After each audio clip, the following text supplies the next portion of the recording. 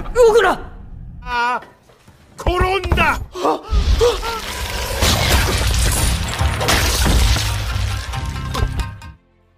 Hai, selamat datang di channel Ciao Film.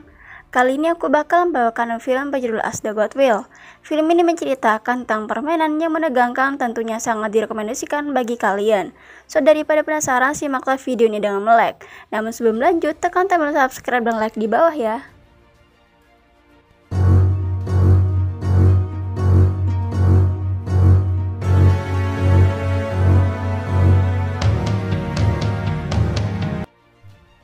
Di awal film diperlihatkan para pemeran utama kita yang bergumam tentang betapa membosankannya hidup mereka, dan kemudian scene berganti dalam kelas dengan keadaan yang tidak biasa. Beberapa murid terkapar tanpa kepala dengan kelereng merah yang berceceran di sekitarnya. Semuanya tampak ketakutan dan bingung. Para murid yang histeris dan protes pada ketua kelas yang sama-sama bingung. Koronda!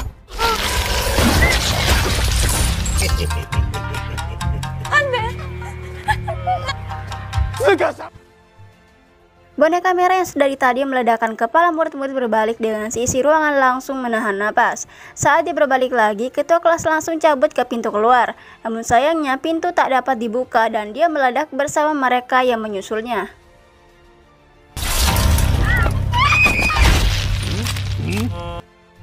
Para murid semakin histeris dan berteriak, namun kemudian langsung didiamkan oleh pria berkacamata yaitu Take. Dia meminta semuanya untuk tenang, kemudian mencoba berbicara, tapi sayangnya dipotong oleh boneka itu yang balik menghadap mereka. Daruma balik lagi dan Take dengan tenang mengajak seisi kelas untuk memikirkan cara melarikan diri dari tempat ini.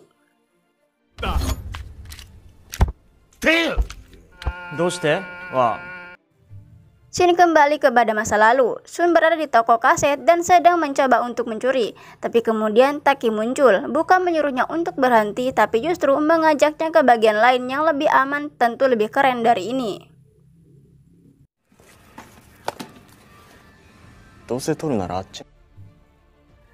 Sun pun lancar dan flashback selesai. Salah satu murid bertanya pada Take bagaimana cara mereka untuk selamat. Kemudian Take menunjuk punggung Daruma dan di sana terdapat tombol merah dengan tulisan petunjuk yang begitu jelas. Pencet ini Anda menang.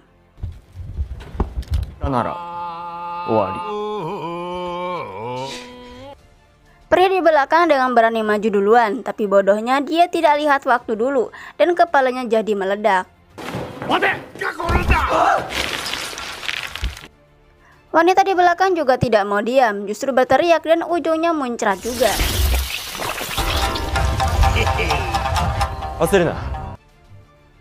Salah satu murid memberi saran untuk maju satu-satu, tapi Sun langsung menolak dan tak setuju. Daruma yang diibaratkan bom waktu, kalau waktu di punggungnya mencapai 0, kemungkinan besar mereka semua bakal mati satu-satu. Berhubung waktu yang tersisa tinggal 1 menit, murid-murid kehilangan kesabaran dan maju tanpa pikir panjang.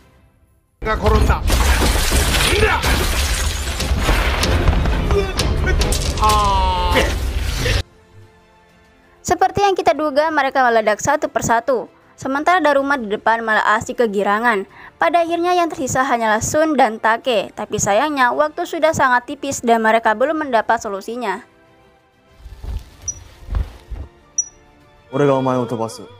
Sun putus asa dan langsung berlutut di lantai, tapi kemudian Take memberi ide untuk melemparkannya agar gerakannya tidak terdengar. Sun sempat ragu, tapi melihat waktu yang mulai menipis, ia pun nekat dan melakukannya.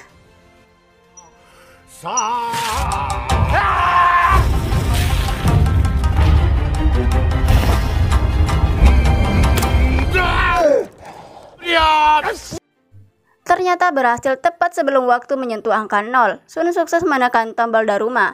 Take mengacukan jempolnya, namun tiba-tiba sesuatu pun terjadi.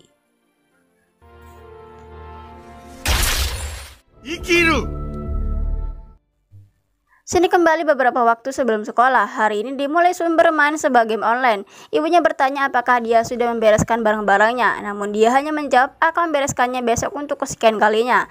Lalu berlanjut dengan menonton berita yang menampilkan kecelakaan yang menewaskan puluhan orang.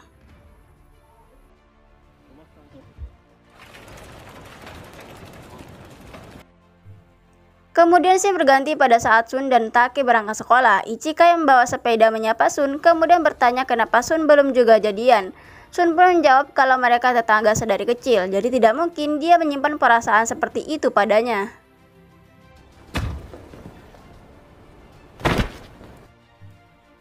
Mereka hampir masuk ke gedung sekolah. Mereka melihat seorang murid berambut gondrong tengah menghajar murid-murid lain. Murid gondrong itu sempat bertatapan dengan Sun sebelum akhirnya berbalik dan menendang murid yang dihajarnya tadi. Seperti biasa, Sun yang mengantuk sempat ditanya oleh guru, namun akhirnya guru membiarkannya untuk tertidur. Seisi kelas menertawai Sun. Baru lanjut beberapa detik, tiba-tiba terjadi sesuatu. Scene kemudian berganti ke masa kini dan Daruma memperingati Sun tentang kedatangan kucing. Dan kemudian seseorang membuka pintu kelas yang ternyata Ichika. Kemudian Sun menghampirinya. Ichika lega melihat Sun yang selamat. Ia tampak bermasalah dan merasa terbebani dengan fakta bahwa dia membunuh teman-teman sekelasnya. Tapi Sun menenangkannya dengan berkata kalau dia juga melakukan hal yang sama dan membunuh Take. Sun berusaha untuk menghubungi polisi, namun ternyata tidak ada sinyal sama sekali. Mereka berdua pun berusaha untuk keluar dari gedung sekolah, namun sayangnya segala akses keluar baik pintu maupun jendela terkunci.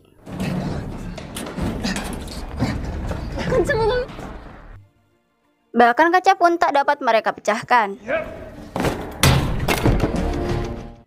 Akhirnya mereka berdua berhasil masuk gym dan di sana sudah ada beberapa murid yang sebagian memakai kostum tikus. Pintu langsung tertutup dengan sendirinya. Sun dan Ichika berusaha membukanya kembali, namun itu juga sia-sia. Mereka dihampiri salah satu murid dan diminta untuk memakai kostum tikus sesuai perintah dari ketua OSIS. Lalu tiba-tiba lantai gym terbuka dan muncullah sebuah patung kucing raksasa yang bisa bergerak.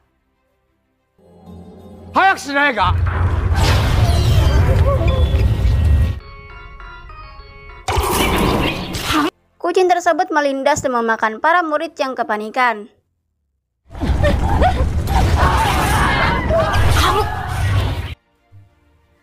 Kemudian Sun melihat sebuah bola bergelinding ke arahnya. Sun dan Ichika menyadari motif game kali ini yaitu memasukkan bola ke dalam ring di leher si kucing. Kemudian seorang murid yang jago main basket pun berkeyakinan dan memotivasinya. Dia melemparkan bola tersebut dan sesuatu pun terjadi.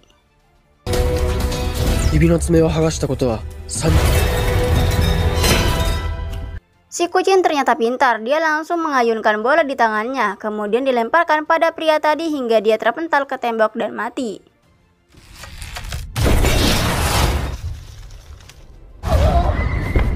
Kucing kembali bergerak membunuh para murid. Sun meminta murid lain untuk melepaskan kostum tikusnya karena kucing hanya mengincar mereka. Tetapi karena tikusnya hilang, si kucing sekarang memangsa manusia.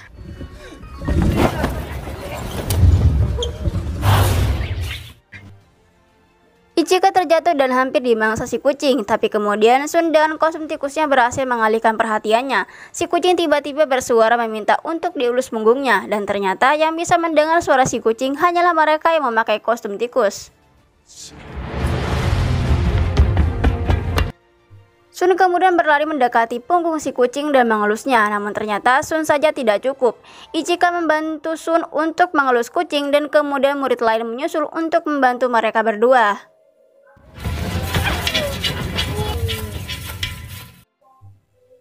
Saat kucing itu berhasil tidur, Sun akan kembali melemparkan bolanya, tapi murid lain mulai rebutan bola sampai-sampai si kucing yang tadi tertidur pulas malah terbangun. Dua murid kena cakar alias mati.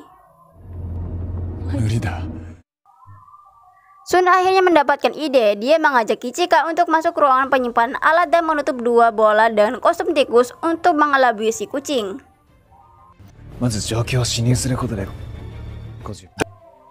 Rencana dilaksanakan dan pada akhirnya si kucing berhasil tertipu. Namun ketika sudah melempar bola, bolanya malah tidak masuk ke ring.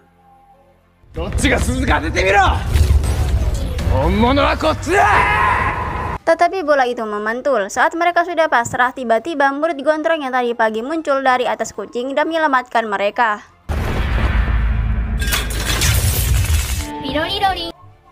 Pria yang suka mukulin orang tersebut bernama Takeru. Akhirnya Sun dan Ichika berhasil selamat, tapi mereka heran kenapa yang selamat hanya 3 orang, dan ternyata terjadi sesuatu.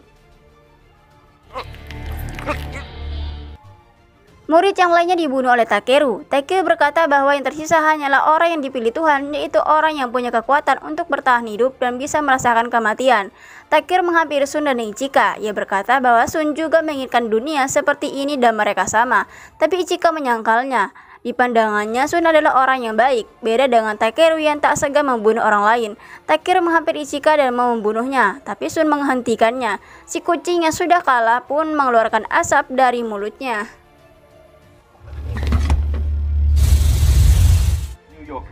Washington, London など Lalu Sim berpindah pada dunia yang kini dihebohkan karena semua sekolah di seluruh dunia diduga telah diserang oleh teroris. Lebih dari 10 juta murid ditemukan tewas, dan Perdana Menteri Surya B menyatakan bahwa evakuasi darurat dengan tingkat keamanan level 4.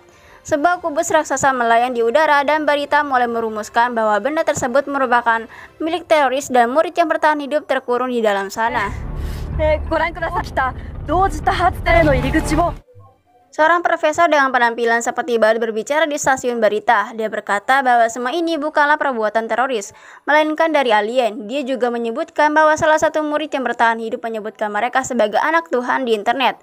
Dan sisi lain, seorang otaku hikikomori tengah mencari informasi tentang anak Tuhan yang disebut si profesor badut tadi.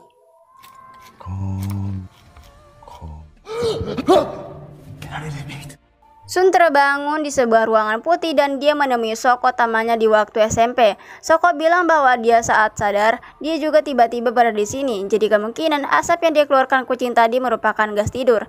Selain Shoko di ruangan tersebut, ada dua orang yang lainnya, yaitu Taira, bocah songong yang jenius, dan juga gadis yang dari tadi meringkuk di pojok ruangan. 少なくとも IQ で分けらんない。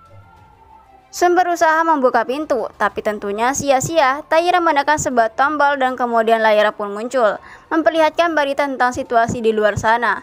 Taira berkata bahwa polisi dan militer saja belum bisa menemukan jalan masuk, jadi mustahil bagi mereka untuk kabur dari tempat ini. Satu-satunya cara mereka untuk bertahan hidup adalah bermain game, dan tampaknya Taira menginginkan hal tersebut. Baka ga kagi de. Pintu diketuk dan kemudian 4 boneka yang disebut Kokeshi masuk ke dalam ruangan. Mereka mengajak Taira bermain. 何して遊ぶ？面白そうだ。 Mereka mengajak Taira bermain kagome-kagome, sebab permainan menebak orang di belakang kita setelah musik yang dimainkan berhenti. Akhirnya setuju dan permainan pun dimulai.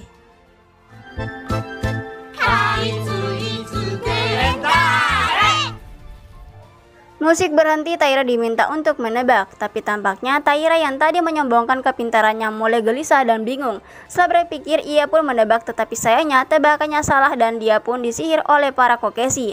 Mereka membuat Taira membenturkan kepalanya ke lantai terus-menerus sebagai hukuman mati.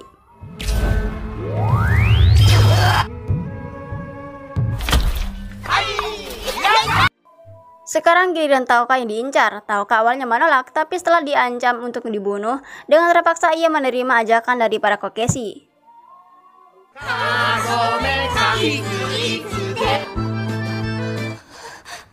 Permainan pun akhirnya dimulai, tapi tampaknya Taoka juga sama bingung seperti Taira. Bahkan dia kelamaan berpikir sampai waktu menebaknya habis.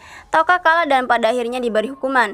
Hukumannya dia dapatkan berupa kakinya yang ditarik ke arah yang berlawanan, sehingga bagian bawah tubuhnya terbelah jadi dua.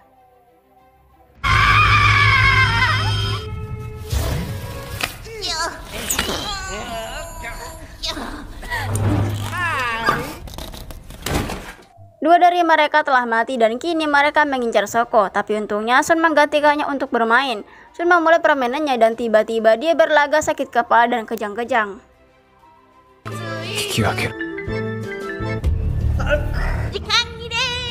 Kemudian mereka mengumumkan bahwa waktu telah habis, tetapi Sun justru langsung menebak dan akhirnya tebakannya pun benar.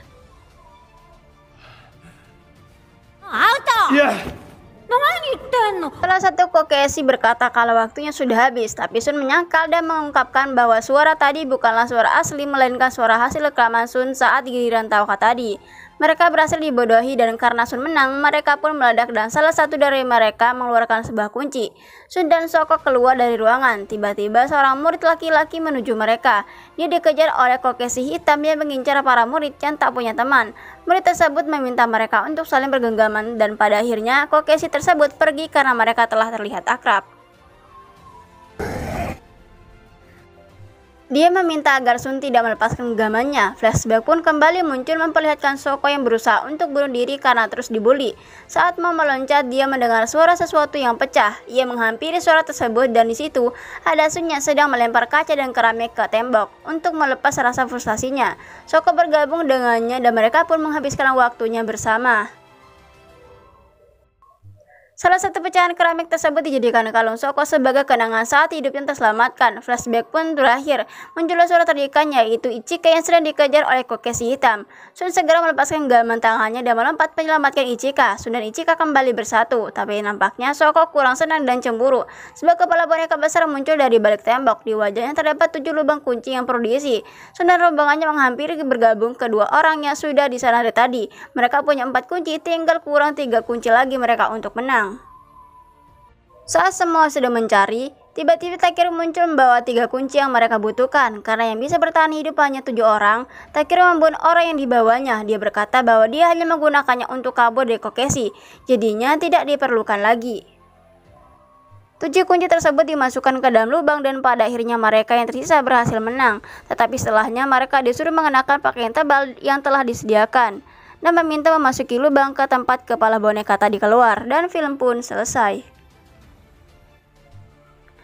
Dari film ini ada makna yang terkandung yang dapat kita petik, yaitu belajarlah sebisa mungkin. Kalau gagal, menyerah saja. Toh kalau bisa menyerah, kenapa harus bangkit? Ayo, menyerah saja, jangan semangat. So, terima kasih dan sampai jumpa di film selanjutnya.